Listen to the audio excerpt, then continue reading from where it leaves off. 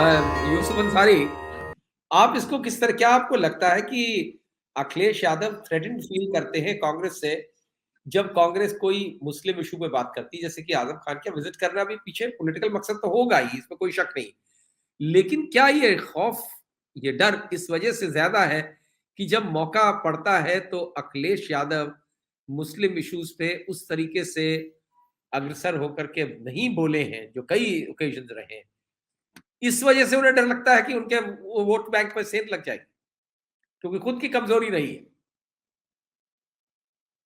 यूसुफ।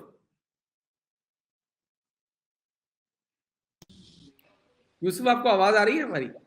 जी जी जी, बिल्कुल आवाज आ रही है शरद जी। बिल्कुल सही बात है कि अखिलेश यादव कहीं ना कहीं थ्रेटन फील करते हैं। उन्हें लगता है कि अगर कांग्रेस मुस्लिम इश्यूज पर मुखर होकर बोलेगी तो खासकर लोकसभा चुनाव में, जैसे कि एक मिजाज बन चुका है मुस्लिम समुदाय का कि लोकसभा चुनाव में कांग्रेस को सपोर्ट करना, अब इस तरह के बयान तमाम तरह से आने लगे हैं संगठन से। और पहले भी आपके प्रोग्राम में कई बार मैं यह बात कह चुका हूं कि 2022 यानी पिछले साल के विधानसभा चुनाव के बाद मुस्लिम समुदाय में ये एक जहनसाजी हुई है कि भाई लोकसभा चुनाव में कांग्रेस को सपोर्ट किया जाए, कांग्रेस का उम्मीदवार चाहे जो हो उससे फर्क नहीं पड़ता, क्योंकि केंद्र में सत्ता की दावेदार पार्टी कांग्रेस है, स्टेट में नहीं है कांग्रेस। तो देश भर के से जो हमारा नेटवर्क है और जो खबरें आती हैं, जो बातचीत पता चलती है, वो ये है कि मुस्लिम समुदाय, चूंकि पूरे मुस्लिम समुदाय को सबसे ज्यादा दिक्कतें हैं मौजूदा दौर में, और उसके एग्जिस्टेंस का सवाल है, और बहुत सारी पार्टियां जो उनके वोट पे बरसों राज करती रही, राजनीति करती रही है, उन्होंने मुस्लिम मुद्दों पर बोलना छोड़ दिया है। अब एक कांग्रेस ऐसी पार्टी है जो मुखर होकर बोल रही है। और तो अब देश भर से जो रिपोर्ट्स है वो ये है कि भाई मुस्लिम समुदाय कांग्रेस को वोट करेगा लोकसभा चुनाव में। और अखिलेश यादव को हमेशा ये डर रहता है कि साहब अगर उत्तर प्रदेश में कांग्रेस मजबूत होती है तो जो उनके पास सॉलिड वोट बैंक है, वोट बैंक उसे कहे या सपोर्ट वोट उसे कहे, तो वो कांग्रेस की तरफ अगर खिसक जाएगा तो उनकी सियासत यही रुक जाएगी। और यही बात मुलायम सिंह यादव अखिलेश यादव को जीते जी समझाते रहे। 2017 में जब अखिलेश यादव ने कांग्रेस के साथ गठबंधन किया था, तब मुलायम सिंह यादव ने इस गठबंधन को गलत बताया था और अखिलेश की गलती बताया था। बाद में भी अखिलेश यादव ने सार्वजनिक तौर पर कबूल किया था कि कांग्रेस से गठबंधन करना विधानसभा चुनाव में उनकी एक बड़ी गलती थी, और इस गलती को उन्होंने 2022 के चुनाव में नहीं दोहराया। 2019 के लोकसभा चुनाव में भी अखिलेश यादव ने गठबंधन से कांग्रेस को बाहर रखा, जबकि कांग्रेस कम सीटों पर भी गठबंधन के लिए तैयार थी, नहीं रखा। अब क्या है कि जिससे अब उन्होंने क्यों, गठबंधन किया उसने भी तो धोखा दिया उन्हें।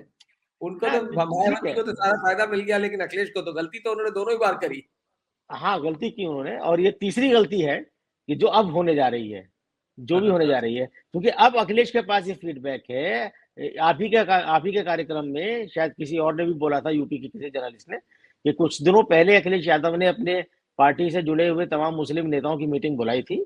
उनमें वो लोग भी थे जो विधानसभा का चुनाव लड़ चुके हैं, वो लोग भी थे जो अब फ्यूचर में लोकसभा का चुनाव लड़ना चाहते हैं।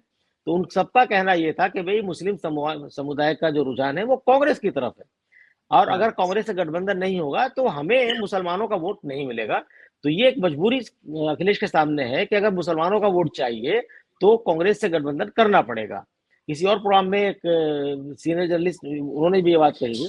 तो ये बात आपकी दुरुस्त है कि अखिलेश को ये लगता है कि भाई अगर मुस्लिम मुद्दों पर कांग्रेस ज्यादा मुखर होकर बोलेगी तो मुसलमान उसकी तरफ खींचेगा, तो हमारा वोट बैंक कम होगा, हमारी हमारी सियासी तौर पर हम कमजोर होंगे। मैं एक बात कहता हूं कि कांग्रेस ने साउथ में कई स्टेट में ये फॉर्मूला अपनाया है गठबंधन के लिए कि देखिए 2004 के लोकसभा चुनाव से पहले तक कांग्रेस केंद्र में गठबंधन की राजनीति नहीं करती थी। 2004 के चुनाव से पहले शिमला चिंतन शिविर कांग्रेस का हुआ था जुलाई 2003 में। उस हाँ। चिंतन शिविर में कांग्रेस ने एक पैराडिम शिफ्ट किया और ये कहा कि हम केंद्र में भी अब गठबंधन की राजनीति करेंगे। और उसके बाद वो एक यूपीए बना, हालांकि यूपीए का नाम चुनाव के बाद रखा गया था, रिजल्ट आने के बाद रखा गया था, लेकिन गठबंधन कांग्रेस ने किया था। उससे पहले गठबंधन की राजनीति नहीं करती थी। लेकिन मैं बहुत जिम्मेदारी के साथ ये बात कहता हूं कि कांग्रेस का जो आला कमान है, कांग्रेस का जो शीर्ष नेतृत्व है, वो अभी भी गठबंधन राजनीति के उस धर्म को नहीं निभा रहा है अपने विद हार्ट एंड सोल, जिसे हम कहते हैं, जिस तरह से निभाना चाहिए।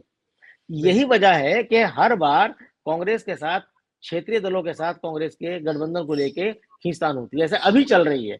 जब भी मध्य प्रदेश में कहा, अजय राय कौन होते हैं मध्य प्रदेश के बारे में बोलने वाले कि मध्य प्रदेश में समाजवादी पार्टी का स्टेक है कि नहीं है। अजय राय उत्तर प्रदेश कांग्रेस के अध्यक्ष हैं और अभी ताजा बने हैं, बहुत पुराने नहीं है। कांग्रेस में ये अधिकार, राज्यों के बारे में बोलने का अधिकार वहां के प्रभारी महासचिव को होता है।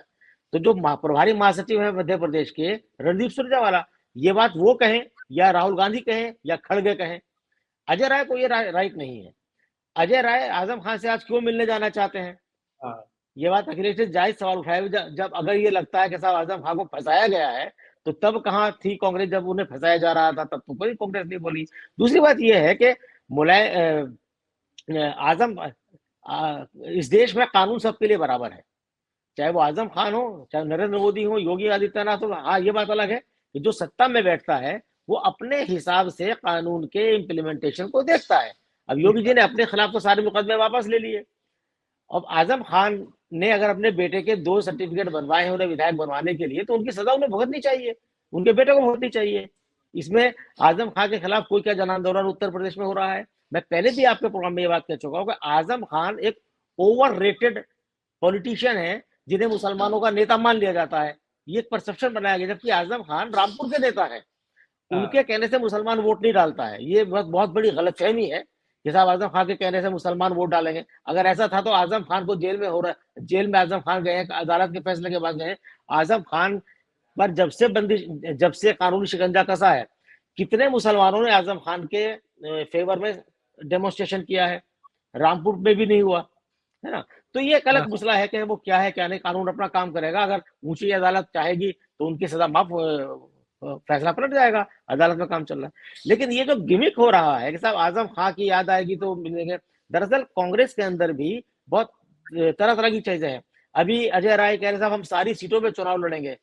अजय राय का पूरे उत्तर प्रदेश को जानते हैं कि मैं कहता हूँ 98 के बाद कांग्रेस कभी पूरी सीटों पे लोकसभा का चुनाव लड़ी ही नहीं है। कांग्रेस की हैसियत ही नहीं है पूरी सीटों पे चुनाव लड़ने की। उत्तर प्रदेश में कांग्रेस 30-35 सीटों से ज्यादा सीटों पे चुनाव लड़ नहीं पाती है।